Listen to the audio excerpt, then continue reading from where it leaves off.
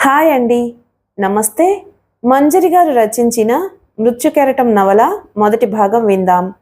మంజరి గారి అసలు పేరు గంధం నాగేశ్వరరావు గారు. ఆయన మంజరి అనే కలం పేరుతో నవలలు రాస్తారు. ఈ మృత్యుకెరటం నవల మంజరి గారి మొదటి నవల. ఇక నవల్లోకి వెళ్ళిపోదాం. మృత్యుకెరటం మొదటి భాగం. చల్లటి గాలితెర విసురుగా వీచింది. సాయంకాలం 5 గంటలైంది సమయం. ఉదయం నుండి తన ప్రతాపం చూపిన సూర్యుడు అస్తమించడానికి ఆయత్తమవుతున్నాడు. వాతావరణంలో మార్పొచ్చి చల్లబడింది. నెమ్మదిగా కళ్ళు తెరిచాడు చంద్రం. అప్పటి వరకు ఫుట్పాత్ మీద పడుకుని ఉన్నాడు. అతనికి 10 సంవత్సరాల వయసుంటుంది. నిక్కరు షర్టు అతని దుస్తులు. జుట్టు చెదిరి దుమ్ము కొట్టుకుపోయింది. మురికిపట్టి శరీరం అసహ్యంగా కనిపిస్తుంది. ఊహ తెలిసిన దగ్గర నుంచి వెంట ఉన్న తల్లి ఇప్పుడు లేదు. 4 రోజుల నుండి తిండి లేదు. తల్లి శవాన్ని మున్సిపాలిటీ వాళ్ళు, గుడిసెలోని సామాను చుట్టుపక్కల వాళ్ళు తీసుకుపోయారు.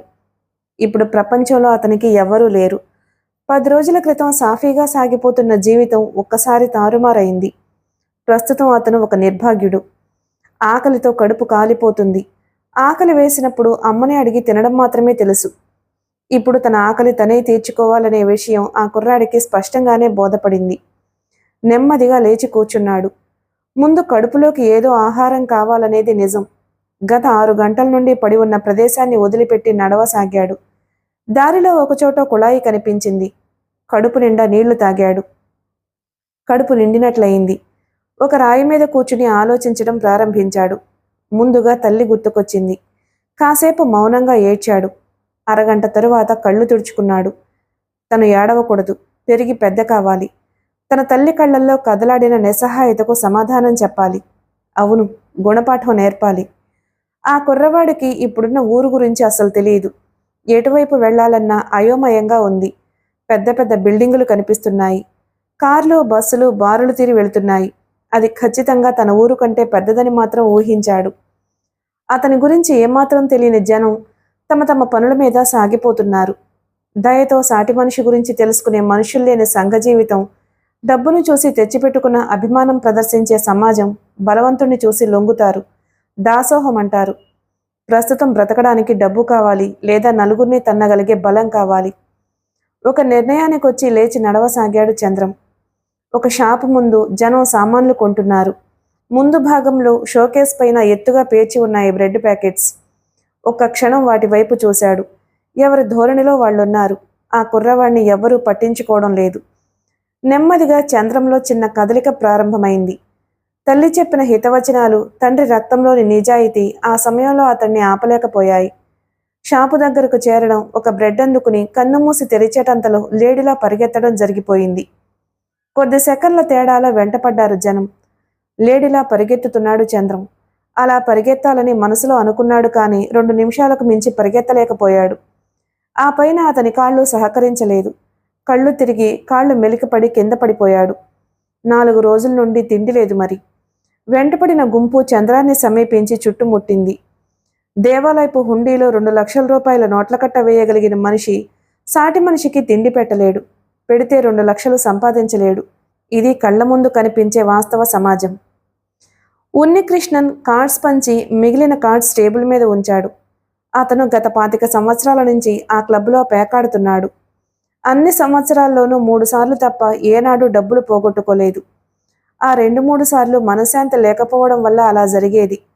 తను ఎవరి కోసం బ్రతకాలనే భావం ఎప్పుడో గాని మనసులో కలగదు. సరిగ్గా అప్పుడే పేకాటలో డబ్బులు పోతాయి. ప్రతిరోజు డబ్బులు గెలవకపోయినా పోగొట్టుకోడు. అది అతని ప్రత్యేకత. చాలామంది పిచ్చిగా పేకాడతారు. గెలుపు ఓటములకి లొంగిపోతారు. అతను ఖచ్చితంగా దానికి విరుద్ధం. ప్రతిదినం సరదా కోసం క్లబ్బుకొస్తాడు. కాలక్షేపం కోసం మాత్రమే పేకాటలో కూర్చుంటాడు. కూర్చున్న తరువాత మనసంతా ఆట మీద కేంద్రీకరించి ఉంచుతాడు.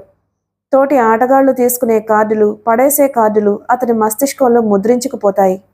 అన్నిటికంటే ముఖ్యంగా కార్డులు తీసుకోవడం, పడేయడం మధ్య ఆటగాని ముఖంలో కదలాడే భావాలు ఉన్నికృష్ణన్ కళ్ళు పసిగట్టేస్తాయి. అది అతనికి వృత్తిపరంగా వచ్చిన అలవాటు. స్పష్టంగా చెప్పాలంటే తన ఆట మీద ఎంత శ్రద్ధ చూపుతాడో మిగతా వాళ్ళ ఆట మీద అంతే శ్రద్ధ చూపుతాడు. అందుకే ఎవరి వద్ద ఏ కార్డులు ఉన్నాయో, ఎవరికి షో అయిపోతుందో అతనికి తెలుస్తుంది.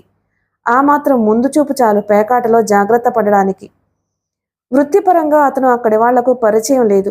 కేవలం ఒక క్లబ్ మెంబర్గా మాత్రమే తెలుసు. అతని వృత్తి గురించి అక్కడ వాళ్లకు తెలిసే అవకాశం లేదు, అవసరం లేదు. 35 సంవత్సరాల క్రితం మద్రాసు నుంచి వచ్చి స్థిరపడ్డాడు. అతనికి భార్య, పిల్లలు లేరు. ఇప్పుడు అతనికి 50 సంవత్సరాలు దాటింది వయసు. మామూలుగా రాత్రి 9 గంటలకు ఆట ముగించి లేచాడు. చివరిలో డబ్బులు లెక్క చూసుకున్నాడు. 6 రూపాయలు ఎక్కువగా ఉన్నాయి. సంతోషం, విచారం వంటి భావాలు మనసులో తప్ప మొహంలో కనిపించవు. అది అతనికి జీవితం నేర్పిన గొప్ప అలవాటు. నెమ్మదిగా ఇంటివైపు నడవడం ప్రారంభించాడు. అతను ఆరితేరిన దొంగ. ఎన్ని దొంగతనాలు చేసినా ఎప్పుడూ పట్టుబడలేదు. దానికి కారణం అతను తీసుకునే జాగ్రత్తలు. దొంగతనం చేయాల్సిన మనిషిని లేదా ఇంటిని ఎన్నుకోవడానికి ఎక్కువ సమయం తీసుకుంటాడు. అతను ఎన్నుకునే వాళ్ళు డబ్బు పోయినా గొడవ చేయని వాళ్ళు. తన ఇంటికి దగ్గర ఉన్న ఒక గుమస్తా ఇంటిలో 2 సార్లు దొంగతనం చేశాడు. అయినా అతను పోలీస్ రిపోర్ట్ ఇవ్వలేదు. ఆ గుమస్తా నెల సంపాదన జీతానికి 10 రెట్లు ఉంటుంది. ఒకసారి రిపోర్ట్ ఇస్తే తీగ కదులుతుందేమో అని భయం. ఉన్నికృష్ణన్కి డబ్బు సంపాదించాలన్న ఆశ లేదు. బ్రతకడం కోసం మాత్రమే అతను దొంగతనం చేస్తాడు. ఒకసారి దొంగతనం చేస్తే 3-4 నెలలు గడిచిపోతాయి.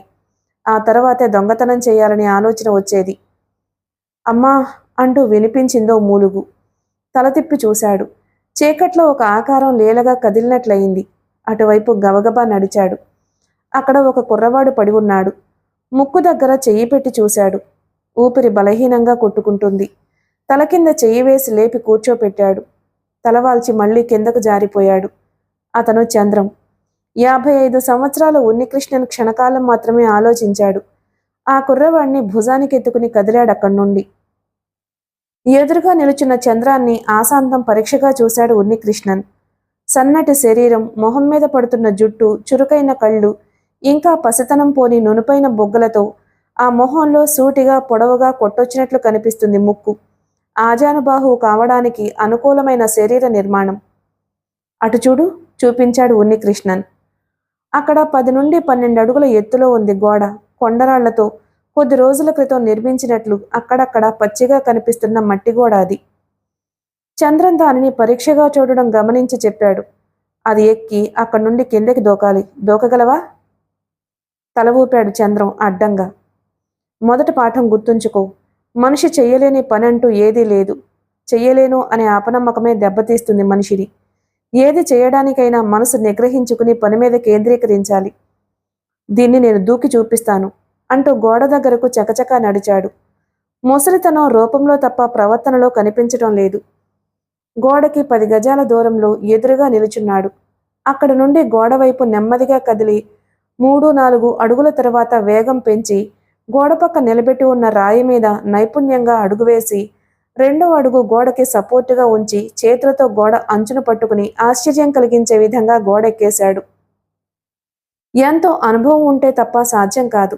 గోడ మీద నుంచి చంద్రం వంక చూశాడు. చంద్రం కళ్ళప్పగించి చూస్తున్నాడు. ఉన్నికృష్ణన్ చూపులో తన చర్యల్ని జాగ్రత్తగా గమనించమనే హెచ్చరిక ఉంది. తన వృత్తికి సంబంధించిన శిక్షణ ఆ కుర్రవాడికి ఇవ్వాలని వారం రోజుల క్రితం నిర్ణయించుకుని ఆ రోజు ప్రారంభించాడు. తన కళ్ల ముందు నిలిచిన కుర్రవాడు 10 సంవత్సరాలు కూడా నిండని పసివాడని ఉన్నికృష్ణన్ ఉద్దేశం. కానీ తన జీవితానికి ఒక లక్ష్యాన్ని నిర్ణయించుకుని దానికోసం ప్రాణాలను సైతం వదులుకునే మనస్తత్వం గలవాడని మాత్రం ఉన్నికృష్ణన్కి తెలియదు. ముందుకురా చెప్పాడు ఉన్నికృష్ణన్. చంద్రం ముందుకొచ్చి నిలుచున్నాడు. నన్ను జాగ్రత్తగా గమనించు అని 2 చేతులు గోడ మీద ఆంచి నడుం వంచి ఒక కాలు మడిచి చంద్రం వంక ఒక మారు చూసి కిందకి దూకాడు. పసివాడు పడినట్లే స్ప్రింగులా లేచి నిల్చున్నాడు. ఏమాత్రం ఏమరపాటుగా దూకినా కాలు విరుగుతుంది చెప్పాడు చంద్రంతో. తెల్లవారుజామున 4 గంటలకు లేపి సుమారు 3 కిలోమీటర్ల దూరం పరిగెత్తించాడు. అలా పరిగెత్తడం కష్టమనిపించింది చంద్రానికి. కానీ తనతో పాటు ఉన్నికృష్ణన్ కూడా వెంట పరిగెత్తడం వల్ల ఏమీ మాట్లాడలేకపోయాడు. మరో పక్క 50 దాటిన ముసలతను పరిగెత్తుతుంటే తను పరిగెత్తలేనా అనే ఆలోచన కలిగింది. చంద్రన్ జీవితంలో కొత్త కొత్త విషయాలు తెలుసుకోవడం ప్రారంభించాడు. స్కూల్లో చెప్పిన, ఇంట్లో తల్లిదండ్రులు చెప్పిన నీతివాక్యాలు మాత్రమే అంతవరకు తెలుసుకున్నాడు. మనిషి బ్రతకడానికి ఒక మార్గాన్ని ఎంచుకుని అందులో సాధించిన విజయాలు, వయసు ధారపోసి సంపాదించిన నైపుణ్యం, అనుభవం చంద్రానికి ఇప్పుడు స్కూలు పాఠాలు. చదువు జ్ఞానాన్ని నేర్పుతుంది తప్ప బ్రతకడానికి ఖచ్చితమైన మార్గం చూపించే సాధనం కాదు. ఒకరోజు పూర్తయింది. రాత్రి పడుకున్న తర్వాత అనుకున్నాడు చంద్రం. ప్రతిరోజు ఉన్నికృష్ణన్తో పాటు లేచి ఈరోజు చేసిన పనులే చేయాల్సి ఉంటుందని, దానికి చాలా కష్టపడాల్సి ఉంటుందని. నిజం కూడా అంతే. ఏ వ్యక్తి రాత్రికి రాత్రి గొప్పవాడు కాలేడు. దానికి ఎంతో శ్రమించాలి. అదృష్టం కలిసొచ్చి ఒక్క రోజులో తాము గొప్పవాళ్ళం కావాలని చాలామంది ఆశిస్తూ ఉంటారు. కానీ ప్రతి గొప్పవాడి వెనుక పరోక్షంగా పట్టుదల, కృషి దాగి ఉంటాయి. అది ఏ రంగంలోనైనా. చంద్రానికి చాలా ఆశ్చర్యంగా ఉంటుంది ఉన్నికృష్ణన్ని చూస్తుంటే. అతను ఉదయాన్నే నిద్రలేచి ఒక యంత్రంలా చకచకా పనులు చేసుకుంటూ పోతాడు. ప్రతి పనిని క్రమబద్ధంగా చేస్తాడు. ఒక ఇంట్లో దొంగతనం చేయడానికి వెళ్ళినప్పుడు కూడా అతనిలో ఎటువంటి అలజడి కనిపించదు. వేసమంత అలసినట్లు కనిపించడు. ఉన్నికృష్ణన్ దగ్గర రకరకాల తాళం కప్పలున్నాయి. వాటి లోపల నిర్మాణం గురించి, అది ఏ విధంగా పనిచేస్తుందో వివరంగా చంద్రానికి బోధించడం ప్రారంభించాడు. తన దగ్గర ఉన్న తాళపు చెవులని ఉపయోగించి వాటిని ఎలా తెరవాలో చూపించాడు. అతి సాధారణంగా కనిపించే ఉన్నికృష్ణన్ దగ్గర అంత గొప్ప విద్య ఉండడం విచిత్రమేమీ కాదు. దాదాపు 30 సంవత్సరాలకు పైగా అందులో చేసిన కృషి, గడించిన అనుభవం అపారమైంది. తన అనుభవంతో చంద్రాన్ని ఒక శక్తిగా తయారు చేయడం ప్రారంభించాడు. ఉన్నికృష్ణన్ నేర్పుతున్న విద్యలు చంద్రానికి తెలివితేటలు సమకూర్చిపెట్టాయి. కొంతకాలం ఉన్నికృష్ణన్ వద్ద పెరిగిన తరువాత మనిషికి పట్టుదల, కృషి ఉంటే సాధించలేనిది ఉండదని గుర్తించాడు. ఉన్నికృష్ణన్ నేర్పుతున్న విద్యలతో పాటు తనకి కొంత విజ్ఞానం అవసరమని తెలుసుకున్నాడు. అనితర సాధ్యమైన తన కార్యం పూర్తి చేయాలంటే ఎంతో కృషి చేయాల్సి ఉంటుందని గ్రహించడంలోనే చంద్రం గొప్పతనం ఉంది. అదే అతనొక మారణహోమం పూర్తి చేయడానికి కారణమైంది. తెల్లవారుజామున నిద్రలేచిన ఉన్నికృష్ణన్ తిరిగి రాత్రి 10 గంటలకు నిద్రపోతాడు. నిద్రపోయిన తరువాత మధ్యలో లేచే అలవాటు అతనికి లేదు. సాయంకాలం 6 గంటలకి క్లబ్బుకు వెళ్ళి తిరిగి 9 గంటలకు వస్తాడు. ఆ సమయంలో ప్రాక్టీస్ చేస్తాడు చంద్రం.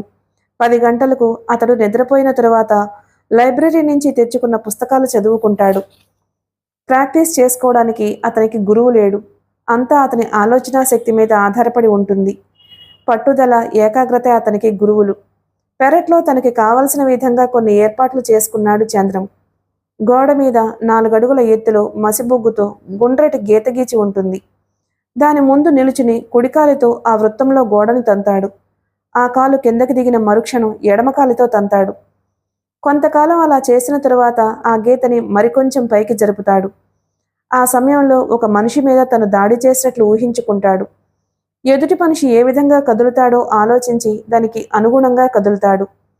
మామిడి చెట్టు ముందు నిలబడి తన ముందు శత్రువు ఉన్నాడన్న భావంతో రకరకాల పద్ధతులతో చెట్టు మొదల్ని దెబ్బతీస్తూ ఉంటాడు. అప్పుడు తన గురించి ఏమీ గుర్తుండదు. అనుకున్న వ్యక్తిని చంపాలి. 6-7 అడుగుల దూరం నుంచి పరిగెత్తుకుంటూ వచ్చి ఎగిరి చెట్టును తంతాడు. వెంటనే ఎదుటివాడు ఆ దెబ్బ నుంచి తప్పించుకున్నట్టు నేల మీద నడుముతో కదులుతూ ఒక కాలు విసురుతాడు. ఆ 3 గంటలు అదో లోకంలో విహరిస్తాడు. మామూలు సమయాల్లో ఏమాత్రం చురుకుదనం చూపించని చంద్రం అక్కడ మాత్రం మెరుపులా కదులుతాడు. ప్రతిరోజు 12 గంటల తరువాత నిద్రపోవడం వల్ల ఉదయం ఉన్నికృష్ణన్ లేపితే తప్ప మెలకువ రాదు. ఎంత ప్రయత్నించినా ఉన్నికృష్ణన్కి తన వివరాలు చెప్పలేదు చంద్రం.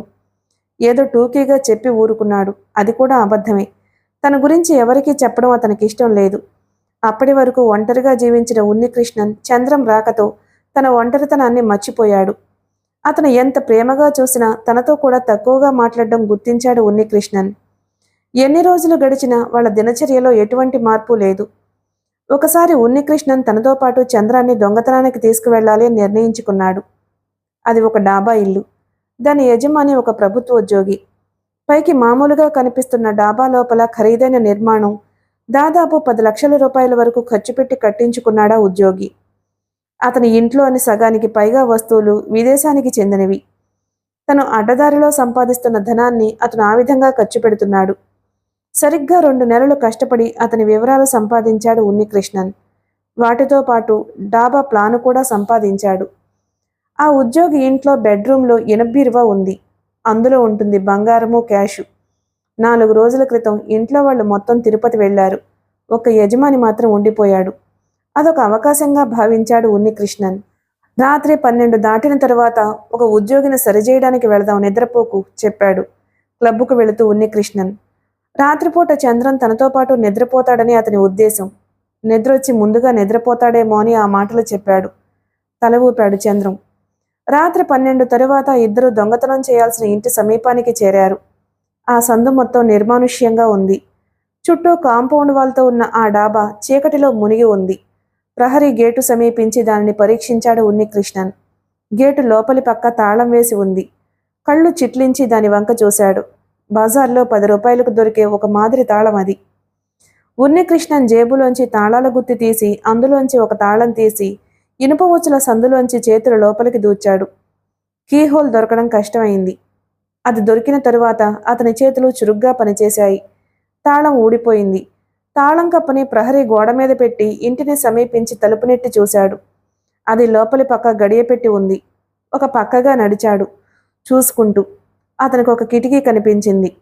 దాని ముందు నిలబడి తను తెచ్చిన సంచి కింద పెట్టి అందులో నుంచి పనిముట్లు బయటకు తీశాడు ఉన్నికృష్ణన్. చంద్రం అతని చర్యలు జాగ్రత్తగా గమనిస్తున్నాడు. పెంటాచికి చెయ్యి అడ్డుపెట్టి సన్నని కాంతి పడేటట్లు చేస్తూ 10 నిమిషాలు కష్టపడిన తరువాత మొదటి స్క్రూ ఊడిపోయింది.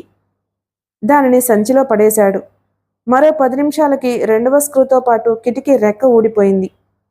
ఈసారి రెండవ రెక్క తేలిగ్గా ఊడొచ్చేసింది. లోపల ఇనుప చట్రం బిగించి ఉంది. స్క్రూ డ్రైవర్తో ఒక పక్క సిమెంటు పెళ్లగించి కన్నం చేశాడు. అందులో చెయ్యి పెట్టి లాగి చూశాడు. చాలా గట్టిగా ఉంది. గోడకి కాలు తన్ని పెట్టి బలం మొత్తం ఉపయోగించి లాగాడు. చట్రం మొత్తం ఊడి చేతిలోకొచ్చింది. దానిని గోడకి జారవేసి పనిముట్లు సంచిలో పడేసుకున్నాడు. ఒకసారి లోపలికి తొంగి చూసి కిటికీలోంచి శబ్దం చేయకుండా ప్రవేశించాడు. అతని వెనక చంద్రం దిగాడు. ముందే ఇంటి ప్లాన్ తెలిసి ఉండడంతో తిన్నగా బెడ్రూమ్ సమీపించాడు. ఆ రూమ్ తలుపు మూసి ఉంది. తలుపుకి చివ్వానించి కొన్ని నిమిషాలు విన్నాడు ఉన్నికృష్ణన్. ఎటువంటి శబ్దమూ వినిపించలేదు లోపల నుంచి. తిరిగి తన పనిముట్లు బయటకు తీశాడు. చంద్రం మొదటిసారి ఉన్నికృష్ణన్తో రావడం వల్ల అతడి పనులు చాలా ఆసక్తిగా గమనిస్తున్నాడతను. అదో అద్భుతంలా కనిపిస్తోంది కంటికి. పెంటాచి పట్టుకుని ఉన్నికృష్ణన్కి సహాయం చేస్తున్నాడు. ఉన్నికృష్ణన్కి అటువంటి తలుపులు తెరవడం మంచినీళ్ల ప్రాయం. ఏ ఇంటికైనా ముందు తలుపులు గట్టిగా ఉండేటట్లు చూసుకుంటారు. దాని మీద చూపించిన శ్రద్ధ మిగతా గది తలుపుల మీద చూపించరు. అందుకే ముందు తలుపులు తెరవడానికి ప్రయత్నించకుండా కిటికీ మొత్తాన్ని లేపి పారేశాడు. బెడ్రూమ్ తలుపుకి 2 వైపులా వేసుకునే తాళం అమర్చి ఉంది. 5 నిమిషాల్లో క్లిక్మంటూ శబ్దం వచ్చింది. నాబు తిప్పి నెమ్మదిగా తలుపు కొద్దిగా తోశాడు. లోపల అంతా చీకటిగా ఉంది. కనీసం బెడ్ లైట్ కూడా వెలగడం లేదు. చంద్రం చేతిలోని పెంటా చందుకుని సన్నటి కాంతిరేఖ లోపల పడేటట్టు చేసి గదిని పరిశీలించాడు. ఎదురుగా మంచం ఖాళీగా కనిపించింది. గదిని కూడా అదే కాంతిలో పరీక్షించాడు. ఒక పక్క నిలబెట్టి ఉంది నిలువెత్తు ఇనుప బీరువ. గదిలో ఎవ్వరూ లేరు. గదిలో ఉండాల్సిన మనిషి ఎక్కడికి వెళ్ళాడు? కొన్ని క్షణాలు ఆలోచించాడు. ఇంట్లో ఎక్కడైనా ఉన్నాడా? చంద్రం చెవి దగ్గర నెమ్మదిగా చెప్పాడు. ఇంట్లో ఎవరైనా ఉన్నారేమో చూసిరా. చంద్రం నెమ్మదిగా లోపలికి నడిచాడు. ఉన్నికృష్ణన్ గదిలోకి ప్రవేశించి బీరువా దగ్గరకు నడిచాడు. పెంటాచి వెలుగులో బీరువాని పరీక్షించడం ప్రారంభించాడు. అలా కొన్ని నిమిషాలు పరీక్షిస్తూ ఉండిపోయాడు. పూర్తి ఏకాగ్రతతో బీరువాని పరీక్షిస్తూ ఉండడం వల్ల అతను కాసేపు పరిసరాలను మర్చిపోయాడు. చంద్రం తిరిగొచ్చేలోపు దానిని పరీక్షించి అతను వచ్చిన తరువాత పని ప్రారంభించాలని అతని ఆలోచన. చిన్నగా అతని ఏకాగ్రతకి భంగం కలిగింది. ఏదో ప్రమాదం ముంచుకు రాబోతుంది అన్న ఆలోచన మనసులో ప్రవేశించింది. చురుగ్గా వెనక్కి తిరగబోయాడు. అదే సమయంలో గదిలో లైటు వెలిగింది. దాంతోపాటు వినిపించింది, చేతుల పైకెత్తు. ఆ కాంతికి కళ్ళు మూసి తెరిచాడు ఉన్నికృష్ణన్. ఎదురుగా గుమ్మంలో ఒక భారీ ఆకారం నిలబడి ఉంది. అతని చేతిలో పిస్టల్ ఉంది. అది ఉన్నికృష్ణన్కి గురిపెట్టాడు అతను. అప్పటి వరకు అతను డాబా మీద కూర్చుని అంతకు ముందే తిరిగొచ్చాడు. అప్పుడు ఉన్నికృష్ణన్ తాళం తెరవడానికి ప్రయత్నిస్తున్నాడు. వెంటనే నిశ్శబ్దంగా పక్కకి తప్పుకుని పిస్టల్ పట్టుకుని వచ్చాడు. అప్పటికి చంద్రం గదులు పరీక్షించడానికి మరోవైపు వెళ్ళాడు. చేతులు పైకెత్తు అన్న మాట వినబడగానే చివరి గదిని పరీక్షించే ప్రయత్నం చేస్తున్న చంద్రం ఆగి నిటారుగా నిలుచున్నాడు. అతని శరీరం మీదున్న వెంట్రుకలు లేచి నిలుచున్నాయి. నెమ్మదిగా బెడ్రూమ్ దగ్గరకు వచ్చాడు. గది తలుపు బార్లా తెరిచి ఉంది. లోపల లైట్లు వెలుగుతున్నాయి. నీతో వచ్చిన వాడేడి? అతను అడుగుతున్నాడు బెడ్ మీద కూర్చుని. బీరువా దగ్గర చేతులు ఎత్తి నిల్చున్నాడు ఉన్నికృష్ణన్. ఎదురైన పరిస్థితి నుంచి ఎలా బయటపడాలా అని అతను తీవ్రంగా ఆలోచిస్తున్నాడు. తను ఊహించిన దానికంటే ఆ ఇంటి యజమాని బలవంతుడని అర్థమైంది ఉన్నికృష్ణన్కి. తన గురువుని ఎలా రక్షించాలి ఆలోచిస్తున్నాడు చంద్రం. గదిలోని కాంతి తన మీద పడకుండా పక్కకి తప్పుకుని కొన్ని క్షణాలు ఆలోచించిన తరువాత ఒక నిర్ణయానికి వచ్చినట్లు తిన్నగా వచ్చి గుమ్మలో నిలుచున్నాడు. ఇంటి యజమానికి కనిపించే విధంగా చంద్రం. లోపలికి రా చెప్పాడు పిస్టల్ పట్టుకున్న వ్యక్తి సన్నగా నవ్వుతూ. ఉన్నికృష్ణన్ పళ్ళు పటపటా కొరికాడు. ఆ యజమాని మాటలు బయటికి వినిపిస్తున్నాయి. అలాంటప్పుడు తప్పించుకుని పోకుండా తిన్నగా లోపలికొచ్చాడు. ఇప్పుడు చంద్రాన్ని కూడా తప్పించాలంటే సాధ్యమయ్యే పని కాదు. అతన్ని తన వెంట తీసుకొచ్చినందుకు తనని మనసులోనే నిందించుకున్నాడు. విపరీతమైన చీకాకు ప్రవేశించింది అతనిలో. మేము తప్పించుకుని పోతున్నాం చెప్పాడు చంద్రం అతని వంక నిర్వికారంగా చూస్తూ. ఒక్కసారి ఉలిక్కిపడి అనుమానంగా చూశాడు చంద్రం వంక. 12 సంవత్సరాల ఆ కుర్రాడిలో ఎటువంటి ప్రత్యేకత కనిపించలేదు కంటికి. అతని దగ్గర ఆయుధాలు లేవు. తన చేతిలో పిస్టల్ ఉంది. బహుశా పిస్టల్ గొప్పదనం అతనికి తెలుసుండదు. తెలిసి కూడా మాట్లాడి ఉంటే అతనికి పిచ్చి పట్టుండాలి. ఇద్దరూ తనకి ఎదురుగా ఉన్నారు, ఎలా తప్పించుకుంటారు అనుకుంటూ ఉన్నికృష్ణన్ వంక చూశాడు. అదే అతను చేసిన తప్పు. చంద్రం కదిలాడు, విడిచిన బాణంలా మెరుపు వేగంతో. కొంత దూరం పరిగెత్తి అప్పుడు లేచాడు గాలిలో. సరిగ్గా మామిడి చెట్టు మొదల్ని తన్నినట్లుగా తన్నాడు అతని తలని. ఆ దెబ్బకు అతను విరుచుకు పడిపోయాడు. గురిపెట్టి పిస్టల్ కాల్చాలంటే కొంత ఏకాగ్రత కావాలి. కాల్చాలనుకున్న మనిషికి కొంత ఆందోళన కలిగిస్తే అతను అనుకున్న విధంగా ఫైర్ చేయలేడు. ముందు చంద్రం మాటలు పిచ్చివాగుడుగా భావించాడు ఉన్నికృష్ణన్ కూడా. అందుకే చంద్రం వంక నిశితంగా చూస్తూ నిల్చున్నాడు. తన కళ్ళను తానే నమ్మలేని పరిస్థితి కొన్ని క్షణాలు ఉన్నికృష్ణన్ని చుట్టుముట్టింది. అతను ఆశ్చర్యపోవడంలో ఎంతమాత్రమూ తప్పులేదు. చంద్రం కదలికలో శత్రువు మీదకి దాడి చేస్తున్న చిరుతపులి వేగం ఉంది. చంద్రంలోనే కాదు, ఆ వయసు కుర్రవాళ్లల్లో అటువంటి వేగం ఉంటుందని ఊహించి కూడా ఎరగడు. కొన్ని క్షణాల్లో తేరుకుని గబగబా మంచం దగ్గరకు వచ్చాడు. అప్పటికే ఆ వ్యక్తి స్పృహ తప్పున్నాడు. చంద్రం మామూలుగా నిలబడి చూస్తున్నాడు, ఏమీ ఎరగనట్లు. ఉన్నికృష్ణన్ తన దృష్టిని చంద్రం మీద నుంచి మరల్చి బీరువా సమీపించాడు. చకచక దాని తాళం తీసి తమకు కావలసిన వస్తువులు తీసుకుని బయటకొచ్చారు. అప్పుడు కూడా ఉన్నికృష్ణన్ ఆశ్చర్యం నుంచి తేరుకోలేదు. అతనికి తెలియని విషయం ఒకటుంది. చట్టం, న్యాయం, ధర్మం, దేవుడు మనిషి వ్యక్తిత్వం మీద తమ ప్రభావాన్ని చూపిస్తాయి. వాటి ప్రభావం నుండి బయటపడి ఆలోచించే మనిషి రాక్షసుడిగా మారతాడు. చంద్రం వాటి ప్రభావానికి అతీతంగా ఆలోచిస్తున్నాడు. ఉన్నికృష్ణన్ తన పని చాలా కామ్గా పూర్తి చేస్తాడు. అతనికి ఎటువంటి సందడి ఇష్టం ఉండదు. అందుకే ఒకచోట దొంగతనం చేయడానికి చాలా సమయం తీసుకుంటాడు. అన్నీ సరిచూసుకుని తృప్తి చెందిన తరువాత రంగంలోకి దిగుతాడు. అతను గత 10 సంవత్సరాలుగా చంద్రాన్ని తన వెంట తిప్పుకుంటున్నాడు. చంద్రానికి చిన్న చిన్న పనులు పురమాయించడం తప్ప పెద్ద పనులు ఎప్పుడూ అప్పగించలేదు. అటువంటి అవసరం రాలేదు కూడా. చంద్రం మాత్రం ఉన్నికృష్ణన్ వద్ద మెలకువలన్నీ నేర్చుకున్నాడు. ప్రత్యేకంగా ఉన్నికృష్ణన్కి తెలియకుండా తన బాడీని తనకు అనుకూలంగా తయారు చేసుకున్నాడు. రాత్రిపూట పుస్తకాలు తెచ్చుకుని చదువుకునేవాడు. ప్రతిదాన్ని నిశితంగా పరిశీలించి తెలుసుకునేవాడు. అతనికి విశ్రాంతి అవసరం లేదు. ఎన్ని పనులు చేసినా అతని ఆలోచన ఒక్కటే, తను అనుకున్న పని సాధించి తీరాలి. చంద్రాన్ని చూస్తే అతనిలో ఎటువంటి ప్రత్యేకతలు కనిపించవు. సాధారణమైన బట్టలు ధరించి కాస్త పరీక్షగా చూసిన వాళ్లకు అమాయకంగా కనిపిస్తాడు. అతని కళ్ళ వంక నిశితంగా చూడగలిగితే వాటిలో ఒక రకమైన పట్టుదల తొంగి చూస్తూ ఉంటుంది. మరికొంత జాగ్రత్తగా గమనిస్తే అతని ప్రతి కదలికలోనూ ఒక రకమైన పర్ఫెక్ట్నెస్ గుర్తించవచ్చు. ఒకరోజు చంద్రంతో పాటు బజార్లో నడుస్తూ అడిగాడు ఉన్నికృష్ణన్, చిన్న, ఒక పని చెబుతాను, చేస్తావా? చంద్రం చిన్నగా నవ్వాడు. 60 సంవత్సరాల వయసు దాటి శరీరం మీద వెంట్రుకలన్నీ తెల్లబడిపోయినా ఒంటిలో మాత్రం చురుకుదనం తగ్గని ఉన్నికృష్ణన్ వంక చూసి ఆ నవ్వులో ఏమైనా చేయగలననే ధీమా ఉంది. ఒక బంగారం కొట్టు వంక చూపించి చెప్పాడు. అది సేటు చమన్లాల్ షాపు. సుమారు 15 సంవత్సరాల క్రితం ఒక గొలుసు అమ్మడానికి తీసుకువెళ్ళాను. దాన్ని తీసుకుని నాకు డబ్బిచ్చాడు. అవి దొంగ నోట్లు. చంద్రం సాలోచనగా తల ఊపి అడిగాడు, నువ్వు చూసుకోలేదా? తరువాత చూసి వెళ్ళి అడిగాను. మెడ పట్టుకుని బయటకు గెంటుతానని అన్నాడు. అన్నాడు ఆలోచిస్తూ. షాపు కట్టేసి రాత్రి 10 గంటలకు ఇంటికి బయలుదేరతాడు.